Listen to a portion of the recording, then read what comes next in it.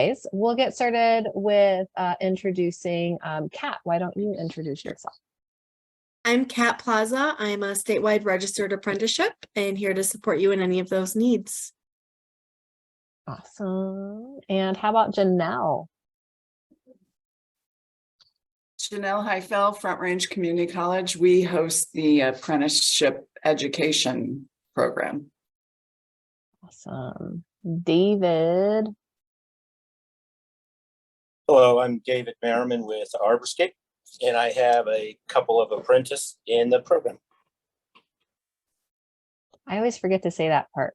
Yes, I have apprentices as well. Thank you for reminding me of that, David. Kelly.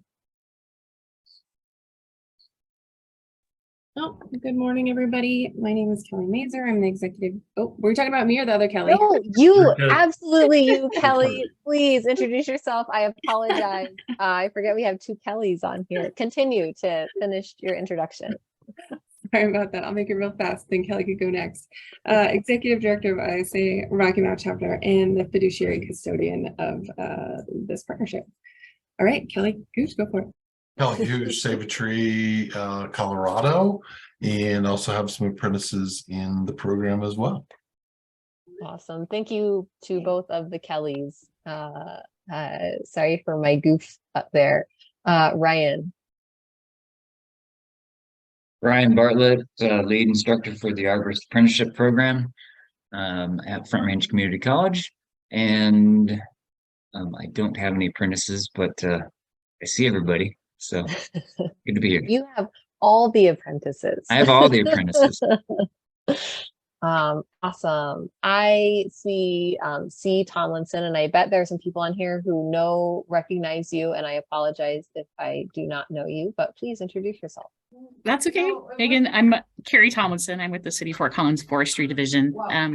Here kind of in Ralph's place this morning. So yeah, and I do know a few people, not many. So, but yeah, I think I recognize you from another meeting though, Megan. I think maybe Probably. we've met. Yeah. Okay. It's probably true. Yeah. But thank you so much for being here, Carrie. Shelby. Hi, my name is Shelby, and I am doing the sector partnership administration right now. And Zach. Hi, my name is Zach Clark Lee. I am the production supervisor at One Canopy Nursery in Loveland. Awesome. And Josh. Good morning, everybody. Josh with We Love Trees up out of Niwot, Colorado. And we have one apprentice that just finished and got his certificate from the DOL. And we have another apprentice, Emily, in the program. And I signed up to be an apprenticeship ambassador last year. So just add that in there, which is a federal sort of like raising awareness about the apprenticeship model. And just a little news there, Erin Demers, who's with TCIA, she also just in the second cohort is also now an apprenticeship ambassador. So just throwing that in there too. Awesome. Thank you, Josh. Emily. Hi, everyone. Good morning. Emily Berger with Denver Economic Development and Opportunity in Denver Workforce Services. Awesome. And Kate. Hello. Sorry, I was a little frozen earlier when I got on. But I am Kate with Workforce Boulder County and glad to be here and listening in. I'll have to pop in and off my camera, but I am here. Awesome. Thank you for being here. And Adrian. My name is Adrian Camacho. I'm a forestry superintendent with the City of Aurora. We have a number of apprentices in the program. Yep. Awesome. Thank you. And I think I have everyone having been introduced this morning. So I will share my screen And don't be appalled at the number of tabs I have open. Just pay attention only to the screen. There we go. Hopefully everyone can see the agenda. All right, so we'll get started right off the bat with an update from Front Range. If Janelle, did you want to share anything, or Ryan? I think Ryan has a few things to share, and then, well, and maybe I'll start and then kick it to Ryan since I'm talking. One thing which I think is really good news for this group is, as we were, accounting for this grant that we've had over the past year or so, we realized that we would have some carry forward money. And so I've reached out and asked if we could truly carry that forward. And the answer was yes. So it looks like we're going to be able to do that. And then that will allow us to continue to, I need to get this approved, I guess I should say first. But what I am proposing to them is that we underwrite the year one apprentices again, like we did this year. And then that would enable us to offer that discounted tuition rate similar to what we did this year. It looks like it's going to be about $150 a person. So I think that is going to be exciting to this group, because I know, kind of how to cover the cost of the apprentices is a concern. And then the other thing that we're going to try to fund out of that extension is journey worker training. And Ryan has been working on that this year. And I think he's going to ask about, one of the things we need some input on is the timing of that. It's going to be probably not more than a 2-hour training delivered virtually, but we need some feedback on the timing, both the time of the day, but also, do we do that in October when classes launch, or is it better to do it deeper in? So that's something that we need some input on. And then the other thing that we need some input on is just apprentice recruiting and doing some virtual information sessions, because it seems like we should be doing that in the spring when you all are hiring. So that's a question. I don't know that we need to get into that now, Megan, but we need some input on that. Absolutely. Yeah, I think it might not be a bad idea to just have maybe a separate sit down to strategize some different things. So perhaps if you could send an email to me and to Shelby at the Gmail, the sector partnership Gmail address. Okay.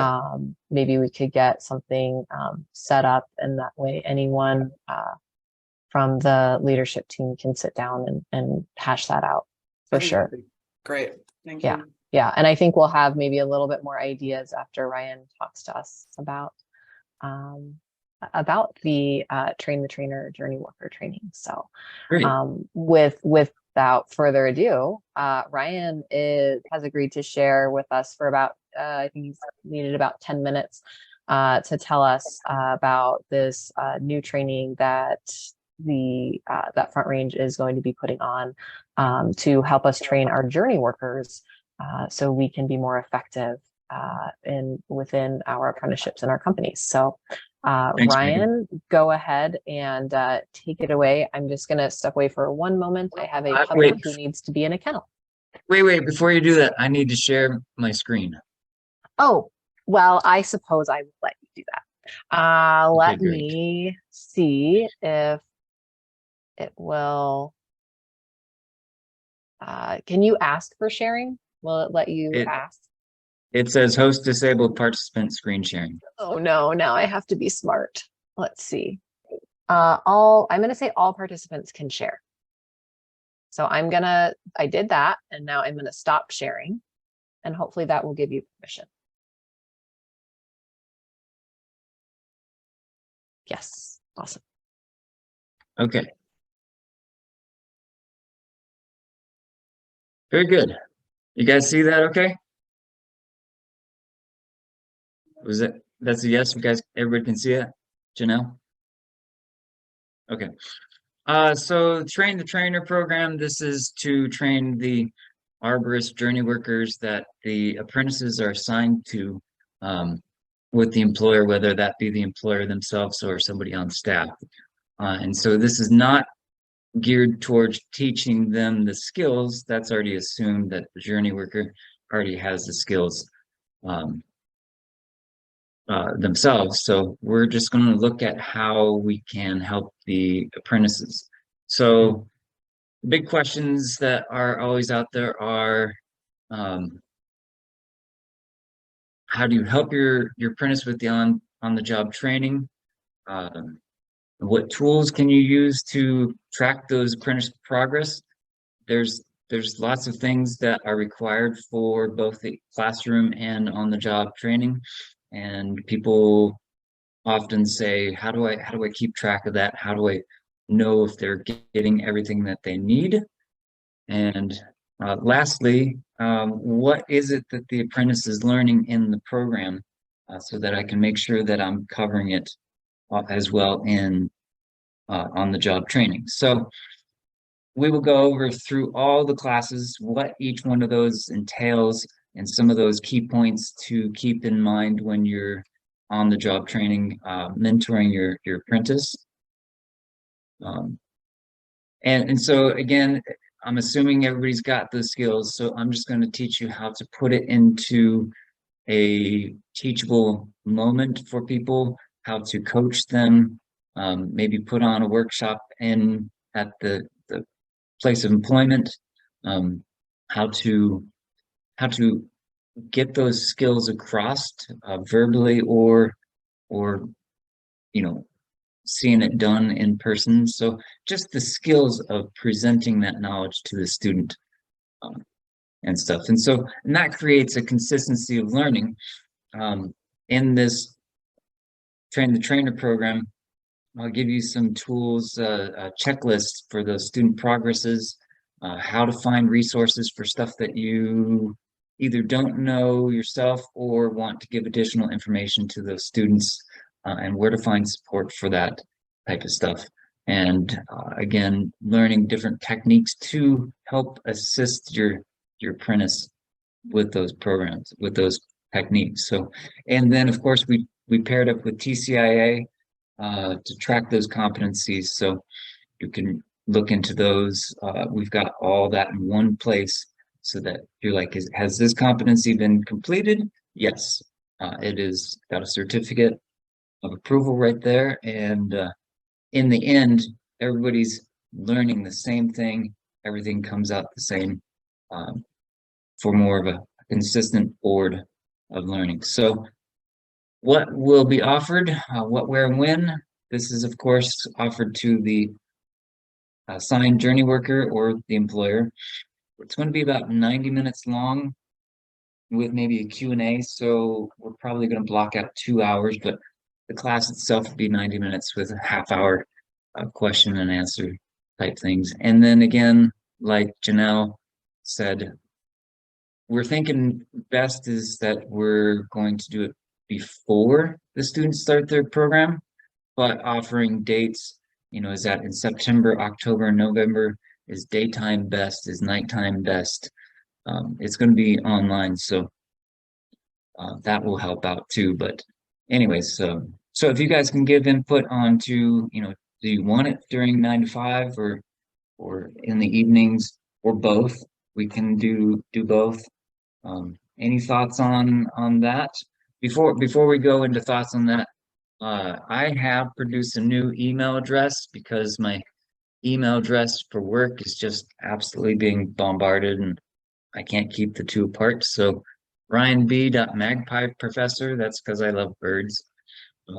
So that's the new one that I can be reached at for this program, so it's not confused with my other work. And I'll put that in the chat as well. But anyways, so timing. Anybody got some thoughts on timing when you'd like that done? I think that to me, it makes sense to align it with sort of some of the natural, gearing up of the program. And I think what we see or, have seen is that, like the timing of people, enrolling apprentices. Sometimes it could be down to the last minute, and that if people are getting apprentices enrolled, then it would be really important from an employer and whoever the incumbent journey worker is to be sort of enrolled into or familiarized with the process of like on the job training and you know, sort of testing out competencies. So it seems to me that like maybe post like deadline for enrollment in the program, but then as soon as possible, maybe even before classes start, kind of makes sense to me. That's my opinion. We can even do it like this, you know, the week before and just have, you know, a couple daytimes and a nighttime option for those. So I can do it multiple times that week or something like that. So yeah, I would agree with you though. Yeah, I think that, you know, because what I was thinking originally is, you know, would it make sense, since a lot of us adjust our workload to be lower on the days when our apprentices are in class, you know, would it make sense to have it on the first day of class if Ryan, if you're not teaching that first day to the cohort?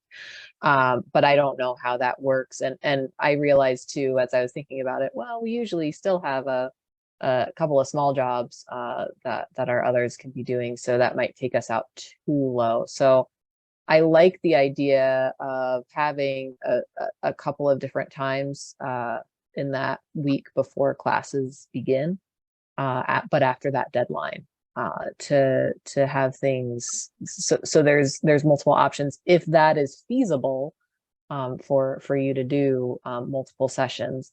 I don't want it to seem too difficult with you know, trying to, you know, do 3 different classes and only 3 people are in each one, to make it too inefficient for you. I think if we know well ahead of time that, hey, this is when it's going to happen, so plan to have some of that time held out, that would be fine. I know for us in our situation, it's easier for us either to do something first thing in the morning, so we know when everybody's going to be able to be here in the office to do a training, versus, oh, well, if we do late afternoon, well, if a job goes late that day or whatever, you know, it can be a little difficult. So either, you know, first thing in the morning, so then we can just have a slightly delayed start for our jobs, or, you know, evening time, or one of each. That sounds great. We can do an early morning and an evening. And then I don't want to speak out of turn from Janelle, but Janelle, you can speak about this. I believe this is something that Front Range is going to offer to the employers free of charge. Is that correct, Janelle? Yeah, because that's what I'm going to use that extension money to cover the cost of that for this first year. So, and I appreciate, Megan, your comments about not, you know, having small groups, but we're with what, you know, I'm kind of costing out with Ryan. I think we've budgeted so that we could do maybe 3-ish sessions, you know, and so even if we do have small groups, we're happy to do that to make it more convenient. The other thing, Megan, I would say, maybe Ryan knows this, but I don't know, what's first thing in the morning for you, you know, because like in construction, it's, you know, 6 a.m. And so I think just giving us some definition around what is first thing in the morning, and then when does your day end? And, you know, do you want it, is that 4 in the evening, or 5 or 6? And maybe we do an early and a late. I think for us, typically, if we're going to have a training, we usually plan to start at 7:30, so that way everybody can get here. We usually have people arrive at 7 every day, sometimes earlier in the summer, but this time, at that time of year, a 7:30 start would be probably desirable for us. Now, I don't speak for everyone, but that would be probably the best time. And then honestly, I probably wouldn't start until after sunset, if we're doing an evening time, just to make sure that we're accommodating anyone who does, you know, maybe they do 4:10s or whatever. So that'd be 7. I'm a night owl. I think 10 a.m. is early. Well, I just want to chime in. I do think that presenting this training as like a prerequisite, like that this really needs to be attended by a sponsor or the journey worker, like the field person that is taking part in the program, because I think getting everyone aligned with that process and hearing like from Ryan and getting everyone aligned in terms of like, yeah, this is how we, the tell, show, do feedback thing. And, what's the process that you're tracking these skills and competencies? I think getting everyone on board with that, is something that will improve the program overall. So I think that's something that we should just present in a way that like, hey, if you're going to have an apprentice in the program, we need you to attend this train the trainer program. Yeah. Does anybody have questions about the train the trainer program? I'm not trying to teach you guys skills on Arborist. I'm just trying to teach training skills. Anybody? You know Great. what might be helpful, Ryan? Once you kind of get it put together, if you would want to do kind of a run through with some of the couple people on the leadership team or whatever, we provide you feedback.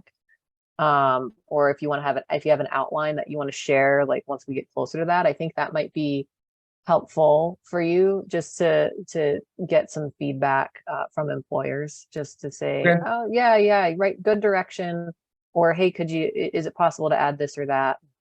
I think that might be beneficial rather than having to be the first time it's presented is to all the employers, just to get some feedback prior to might be helpful for you if that's feasible. Sounds great. And in that, I also was going to show how the students do their online portions so that, if you're there helping them, you've seen it before and know what they're supposed to do and those competencies that are in that TCIA program. So I was going to include that as well. Type stuff. So. And I think including in there some best practices from a journey worker and a sponsor perspective in terms of, how you can encourage the apprentices to complete coursework by this time before their in-person class happens, and some of those other best practices for the best success of the apprentices in this way. And which is a perfect segue, Megan. I am taking over all the work that Lynn did, scheduling the class dates and stuff. So I'm currently working on that. I actually think I was going to put a deadline of, we were doing kind of 2 weeks or 3 weeks in between the in-person classes, but put a deadline for online work needs to be done by Wednesday the 17th, and then your next class is the following week. So we've got a week between deadlines, just so, because I was staying up till midnight going, oh my gosh, I'm gonna have to talk to so-and-so in the morning because they haven't finished their online stuff. So deadlines for online work will have to be several days or a week ahead of time, just to I think I fully agree with that. And if that expectation is laid out well ahead of time, I think, instead of the night before means that then you can come to class the next day. Well, instead it's whatever deadline is set. It's not done. Well, you can't attend class, and you're going to have to wait till next year. That's one of my methods to reduce costs. So Janelle's not having to pay me to stay up till midnight. I know Students. he charges a premium after we get past 10 p.m. He's like, okay, my rate doubles. It's time and a half. Time and a half. So I figured that would help to give some completion dates and goals for people for completion. So just one of the ideas I have to smooth it out a little bit. Any other questions about this program? And the upcoming classes in 2023-24? I mean, in terms right now. In terms of the schedule, I don't remember if we've said this before, is that we're thinking, you know, roughly same time of the year as we did it this year, you know, so you'll see something pretty similar. And I think we're just going to try to do a better job of avoiding holidays. I think we had some holiday scheduled classes and build a little bit of flexibility in for snow days. So we can keep things moving. And maybe we talked about that the last meeting. Yeah. But I wanted to flag that. Yeah, I'm definitely gonna build in some snow days for that. Right. So. We have a couple city people here. It may be good if we could get some information from like the city of Fort Collins or Adrian or that, what we may be missing when we're training people. Like each city has a certain requirement to trim up to a certain height for the sidewalks and streets. And maybe we should make sure that we are putting those in our train the trainer or in somewhere in our program, so that when our journey workers are done, they actually know some of the rules and guidelines from the city. You know what, David, that's a great idea. I teach the risk assessment class. We can throw it into the risk assessment class because, you know, it's 13 feet 6 inches with a truck coming by. That's definitely something we can talk about. So city code ordinances. Yeah, I love it. I love it. Thank you. Yeah, and I Well, think probably, oh, go ahead. Sorry. I'm from City of Aurora. Probably the more useful thing is to teach them where to look for this stuff. We put the burden on the licensee. The City of Aurora requires a license to do tree work in our city. And as part of that exam, you have to know our code. So we push the burden of that on license holders. So do you mean that you feel like it's not necessary for the apprentices, or that it is necessary for the apprentices? Because they're not the license holders. Yeah, that's my point. They're not license holders. Okay. And it's up to the companies that are licensed with us to know this stuff. But it would be useful to just bring up, hey, you need to know this for City of Denver. Here's where you look for these kinds of things. And know that every municipality has a different standard. So, you know. Okay, yeah. We can cover that like in a half hour in the risk assessment. I'll just throw that into that agenda for that class. So, okay. Yeah, and I like the thought of embedding it in a class, you know, because just to be clear, the train the trainer is really going to be about, you know, how do you support learners that are learning various, getting various information and learning skills, then how do you help to reinforce that on the job? So it's going to be a little somewhat generic in that sense. You know, it's not going to try to cover all the specifics of the program, but it's really going to talk about how to be a good mentor or preceptor. Mentor, yeah. People are applying these competencies on the job, which is how it can be so short. Great. Yeah, no, I like, it sounds like it'll be full of resources and how to access those as well. So I think, you know, if we have a list of resources, including in there to the municipal, you know, our local municipal websites, right, where to find different codes, just so they can help people within the company. I think it's always beneficial to add more resources if we can. Unless there's any other discussion here, I do want to keep moving. Let's move on. I think this was I think this is going to be really beneficial, and I really appreciate you taking the time to share this and put this together. And I thank Front Range for offering this. I think it's just going to really help solidify how apprenticeship is continuing to improve and move forward. So thank you for being a part of that. I am going to move on to some Park People pre-apprenticeship program updates. Madeline, I see that you have joined us. Hello. Glad to see your face. Thanks. Yeah, we had a shift around in the schedule today, so I was able to make it. So that's nice. Yeah, do you want me to, I have a couple little updates and then a question. And then I think you already shared my personal update with the group, but I could maybe reiterate. So the Tree Force program, our last week is next week. It's been going really well. I just wanted to say a big thank you to all of the people here who have helped us with some of our training components, specifically Megan, Ryan, Adrian, and Brian, but I don't think he's here. All of that support was so helpful and really was important for our pre-apprentices learning. So thanks for that. So far we have 4 out of our current 11 pre-apprentices with job offers. I think a few have already accepted.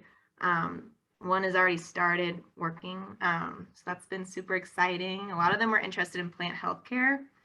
Interestingly, maybe it's from Ryan. I don't know. So that is just super exciting. I feel like all of the support we provided this year with like mock interviews and resume work really just helped. Like we set aside paid time for them to work on their job applications. So that just really helped them kind of find success with that. So that was very exciting. If anyone is hiring and is interested, I'm happy to like share any job descriptions that anyone has with our pre-apprentices and go through that with them. But no pressure for anyone who isn't yet employed, I guess, from our crew. So yeah, we're projected to graduate 11 out of our original 12 this year, next week. So that is just a big improvement from last year, and I'm really excited about it. I was wondering if a few of our pre-apprentices are very interested in apprenticeship, but I've been kind of explaining like, well, you have to, be employed with a company for a number of months, and the company has to be offering this, and then the company has to sponsor you. So I feel like it's kind of hard to like explain kind of how the process works. So I'm wondering what, if they are really interested, like what steps they should be taking. I know they should fill out the interest form, which I think I have the link to that. And then maybe like look at the companies that are offering and reach out to those companies. Do you have any other like advice for the pre-apprentices that are interested about what they could do in that regard, if they're interested in apprenticeship?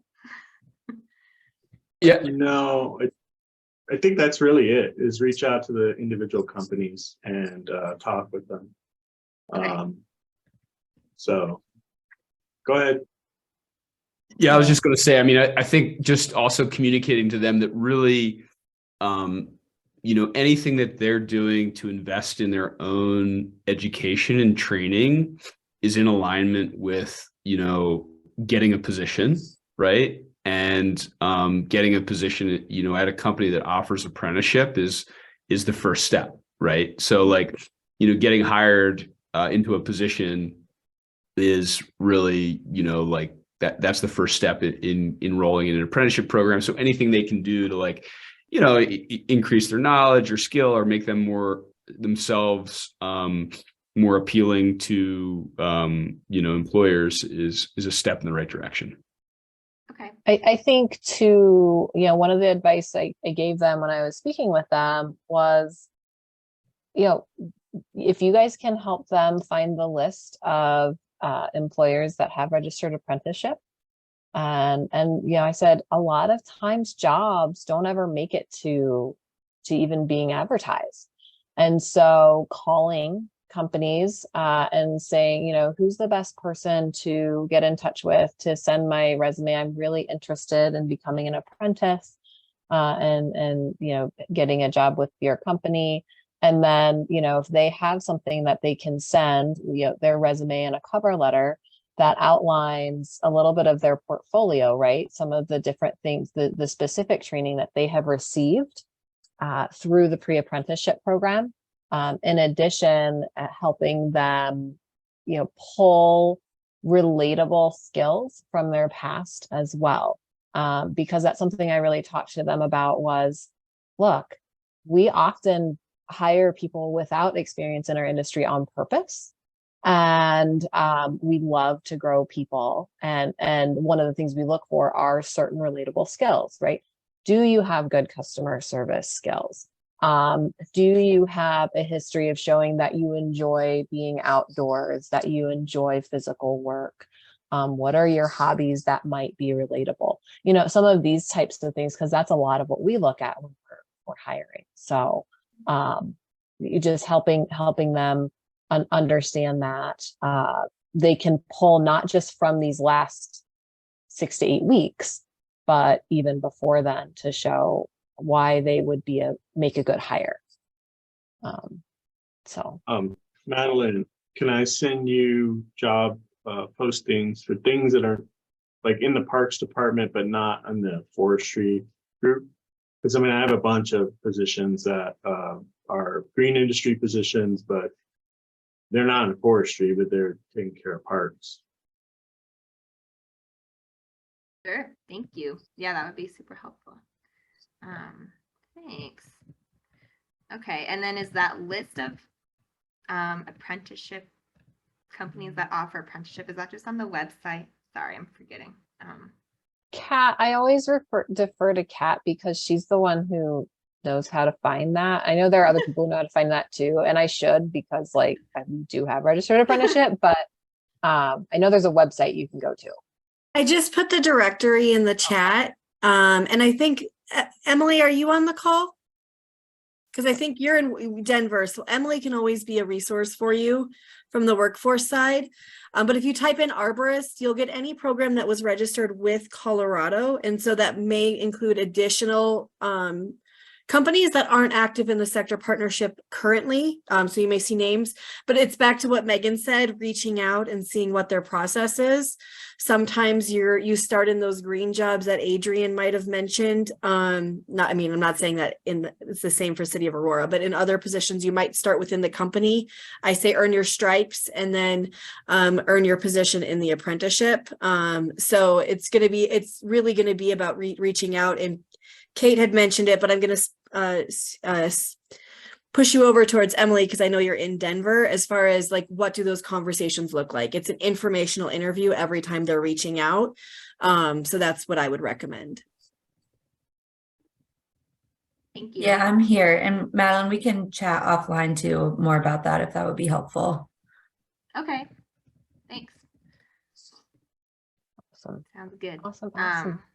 Thank you. Okay. Yes. Just Do you have just a anything real else? quick. Go ahead. Ryan.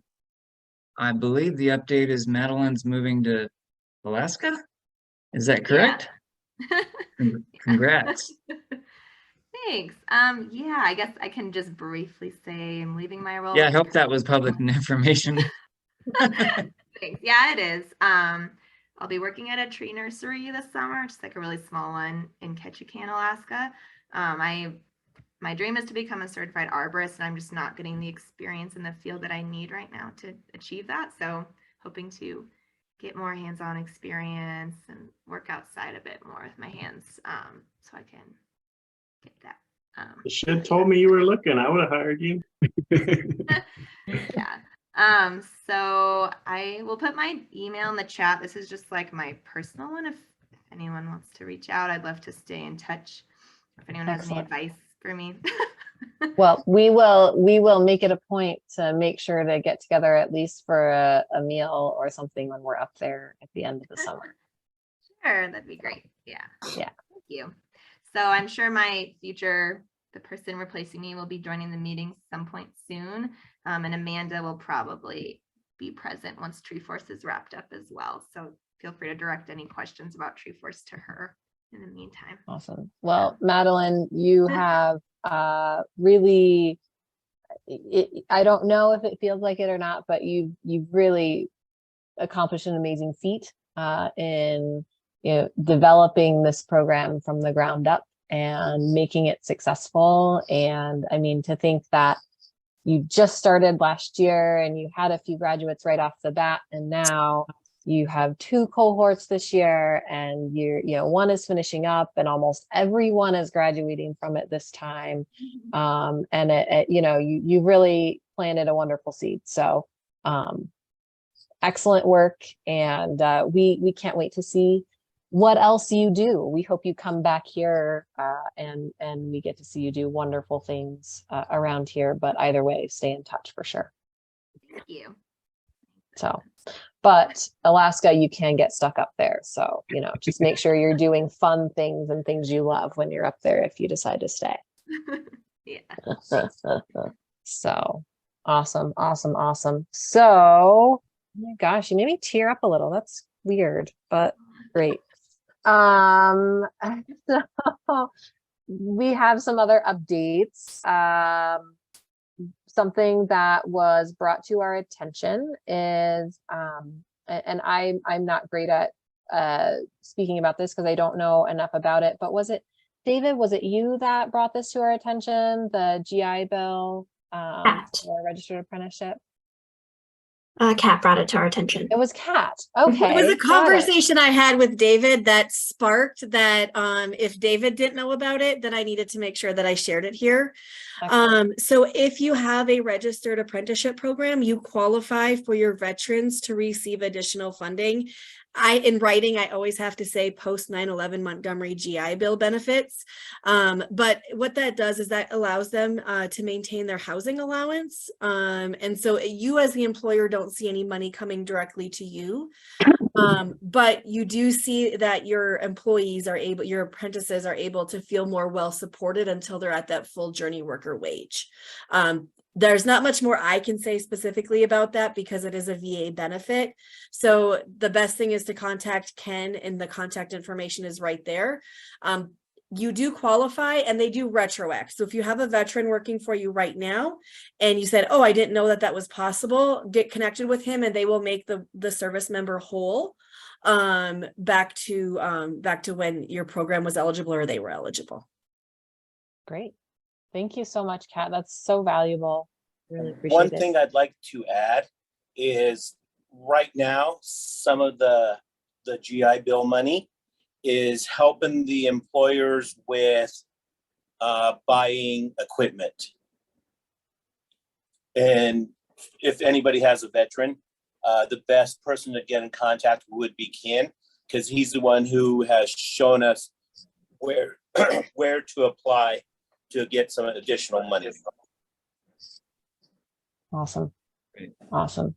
Now, this is all wonderful resources, and we have a wealth of information here on this call. So thank you so much, Kat, for sharing that information, and David for sharing that additional career fairs. So there was a Green Industry Field Day, May 2nd at CSU. I personally did not attend. It was something that that kind of got going a little bit last minute. And I know that they're planning to make it bigger and better next year. It sounds like it was pretty successful though. I know that Kelly, someone from Save a Tree, was there, but I don't know if you've heard how that went. Yeah, I mean, I reached out to Eric, my branch manager up in Fort Collins, that went, and he thought it was good. It's an investment in the future, right? It was mostly high school students, and so just getting them interested in it, and so I think it was decently attended, and he thought it was an okay event. Yeah. Well, and now that we're on their list, I'm really looking forward to hearing about it earlier next year, and being more engaged in that next year, because it sounds like a really, really great event. Anytime we can get young people interested and even know about the profession is a win. So coming up May 31st is the Broomfield Workforce Center asked me to share that they are having a virtual info session, and I don't know what that acronym stands for, but I do know it's about veterans. I'm almost positive. But the reason I know that is because as soon as I saw it come into my email, I said, David needs to know about this, and so does everyone else. And so it is open to anyone.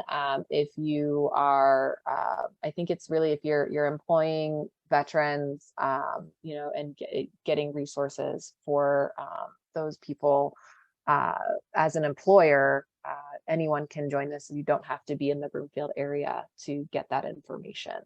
So feel free to attend that. I believe we have a link for that, but if you need it and don't have it, I think Shelby, you could send it maybe in the post meeting notes, and it may be in the pre-meeting notes that you sent already, but that will be available to join via Zoom. Other things to update people on.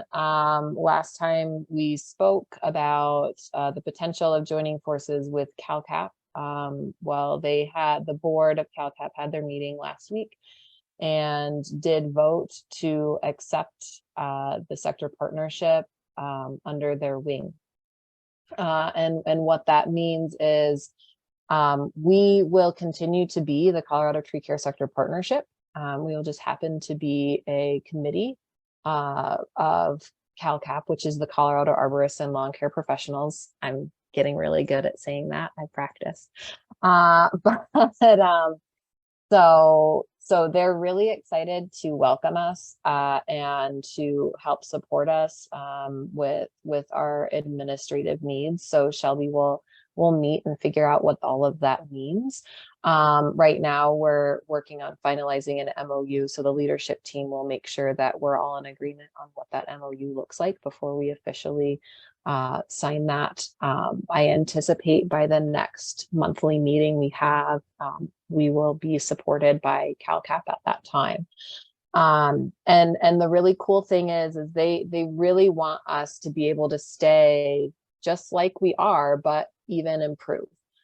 So they're not interested in, trying to add a bunch of different agendas and all of that. They see CalCap they see the sector partnership as a valuable addition to CalCap to help push forward what they're interested in with workforce development. And so it just made sense. We were doing a lot of the same things sort of in parallel with some of the career fairs and workforce development issues. And so now we'll be able to kind of join forces, and this should help us have more sustainable funding in the long term. And so we're not completely relying on grants. CalCap is a membership driven organization. And so they have a lot of ideas about how we might be able to continue to improve our funding through helping us with, planning events or putting on events like maybe a career fair that would have sponsorships that would help go back into our efforts. And they obviously support any grant funds that we would bring in as well to help with administrative costs. So that is a very brief overview of that. But one thing that I do have to share is that unfortunately we were not awarded the Opportunity Now grant. So that was kind of a bummer, but kind of solidifies the fact that grant funding is not the way to go in the long term for a nonprofit as your only source of funding. So I think this couldn't have come at a better time for us to be able to have that support from CalCap. Not to say that, I was just providing Shelby feedback this morning that she does a wonderful job with helping us she's been wonderful as an interim person to help keep things organized and moving forward, because I don't think these meetings would happen without her. And she does a lot on the back end with making sure different communications happen between different partners in between meetings.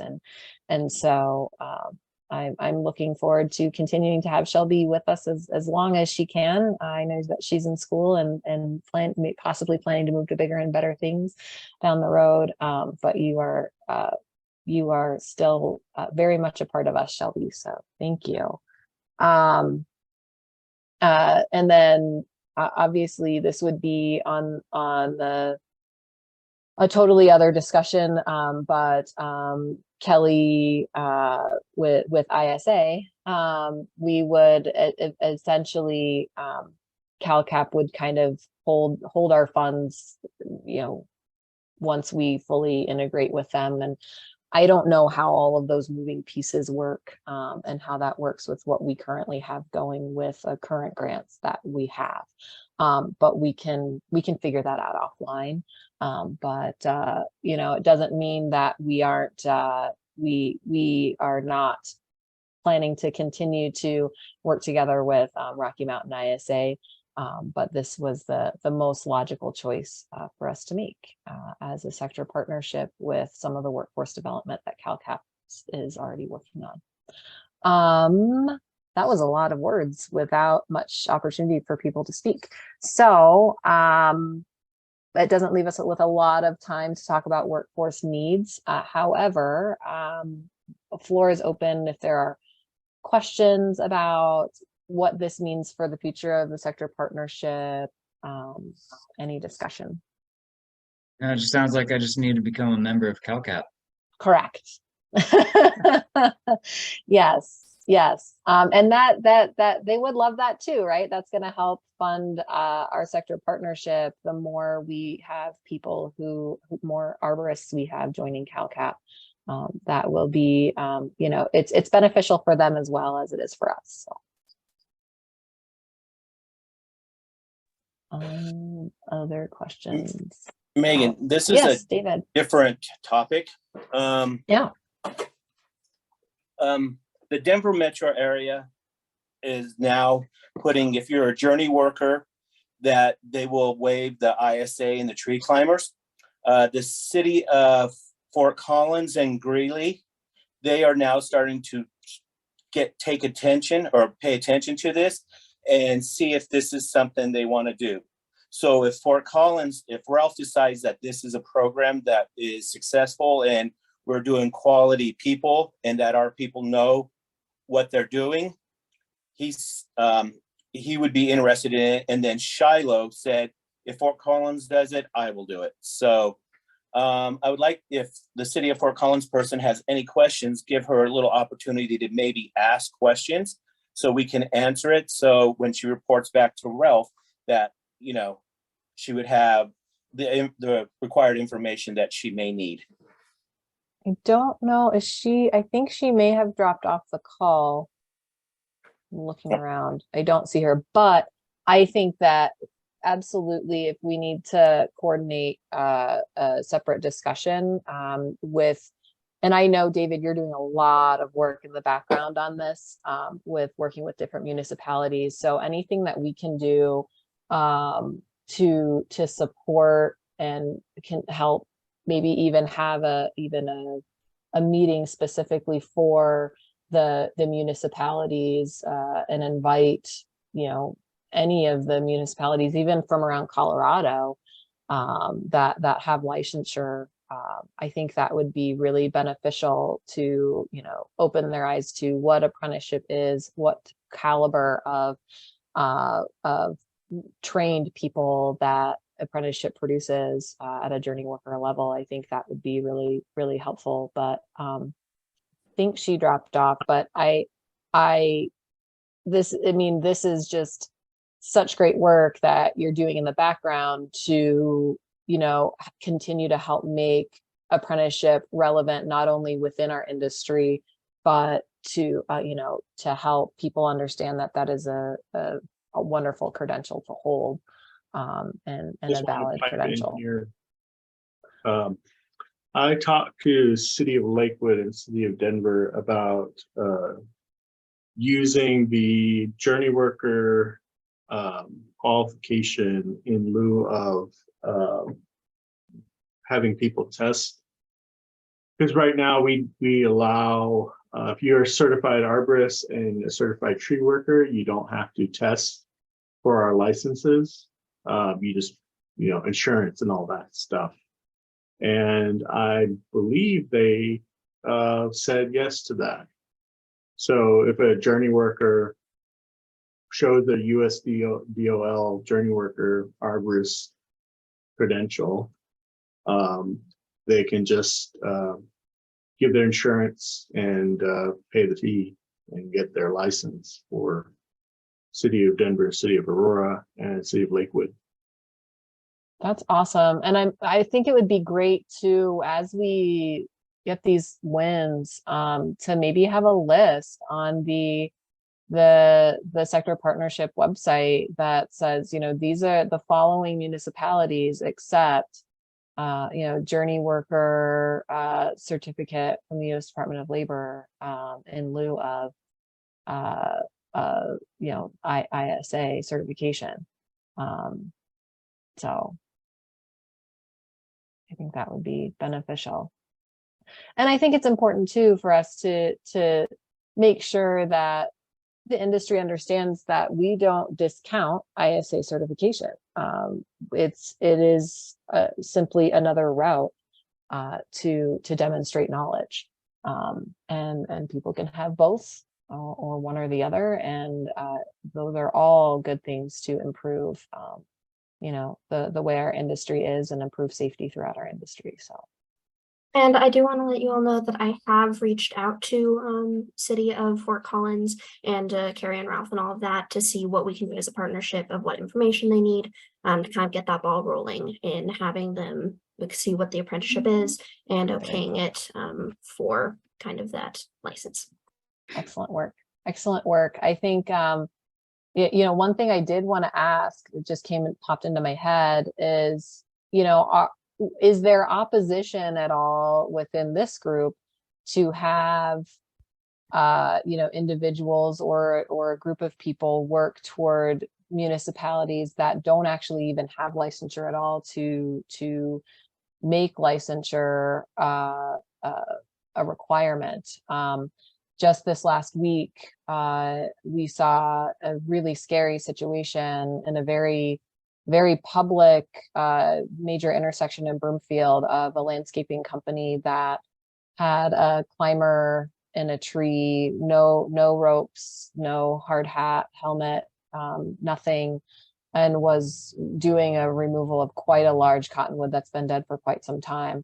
You know, we did call it in the city of Broomfield, even though they don't have licensure, but it's a key example of why it's important to have licensure, because at least there's some teeth there if someone's doing something very unsafe and really poorly representing the industry. So any thoughts on that? If people are like, oh, I sure do like it when I don't have to get yet another license, but I think it protects those of us who are doing the right thing as well. So thoughts on that? I mean, I think the best, I mean, I think that's always, you know, I mean, it seems tangential to like our core. I mean, it's yeah. No, not something we would do as our part of our core focus, but yeah.